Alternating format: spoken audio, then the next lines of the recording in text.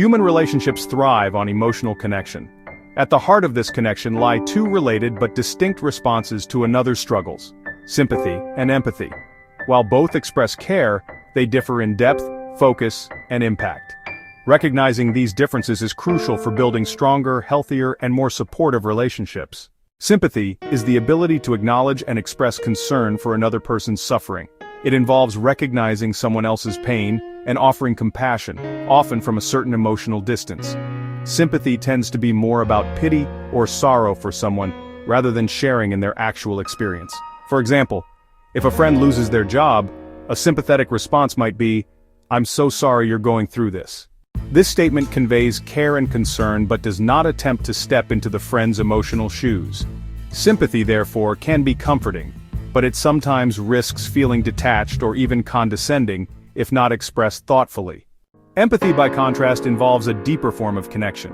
It is not only about recognizing another person's feelings, but also about imagining or even sharing in those feelings. Empathy means entering into someone else's emotional world and trying to see their experience from the inside. Psychologists often distinguish between three types of empathy. 1. Cognitive empathy, understanding another's perspective. 2. Emotional empathy, feeling what the other person feels. 3. Compassionate empathy, being moved not just to feel but also to help. If a friend loses their job, an empathetic response might be, "I can only imagine how overwhelming this must feel. You must be worried about your bills and your sense of security. I'm here with you." Such a response communicates understanding, emotional resonance, and the potential for action. Two metaphors illustrate the difference clearly. The well metaphor. Imagine someone has fallen into a deep well of sadness. Sympathy is standing at the top of the well and saying, "That looks terrible down there, I'm so sorry you're stuck." Empathy is climbing down into the well and sitting beside the person saying, "I know this is dark and frightening, I'm here with you." The bridge metaphor.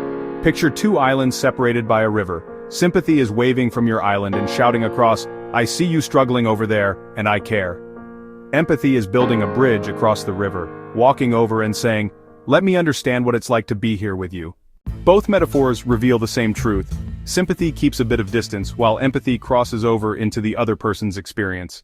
While both sympathy and empathy have value, empathy tends to be more transformative. Sympathy's strengths. Sympathy is helpful when one cannot fully understand another's experience, but still wishes to show care. A simple, "I'm so sorry for your loss," may be appropriate in situations where deeper emotional engagement is neither possible nor expected. Empathy's strengths. Empathy, however, is usually more healing. It builds trust, validates emotions, and fosters deeper human connection. Empathy also often leads to compassionate action, listening, supporting, or offering practical help, rather than just words.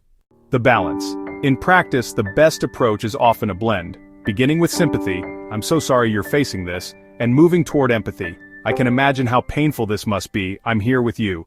Different situations highlight how sympathy and empathy play out in practice. Grief. Sympathy says, "I'm so sorry for your loss." Empathy says, "I know how it felt when I lost someone close, I'm here if you want to talk about your mom." Friendship. Conflict. Sympathy says, "That sounds rough." Empathy says, "It must feel like such a betrayal that she walked away." Workplace stress. Sympathy says, "I hope it gets easier." Empathy says, "I can see how stressful this is, you're carrying so much, how can I support you?" Illness. Sympathy says, "I feel bad you're sick." Empathy says, "This must be exhausting, let me bring you dinner so you don't have to cook." These examples demonstrate that while sympathy comforts, empathy connects and often transforms words into action. Sympathy and empathy both play important roles in human connection, but they differ in depth and impact. Sympathy comforts from a distance while empathy bridges that distance and allows us to feel alongside another person. To put it simply, sympathy comforts, but empathy heals. In a world where loneliness and misunderstanding are common, cultivating empathy offers one of the surest paths toward deeper relationships, stronger communities, and genuine human compassion.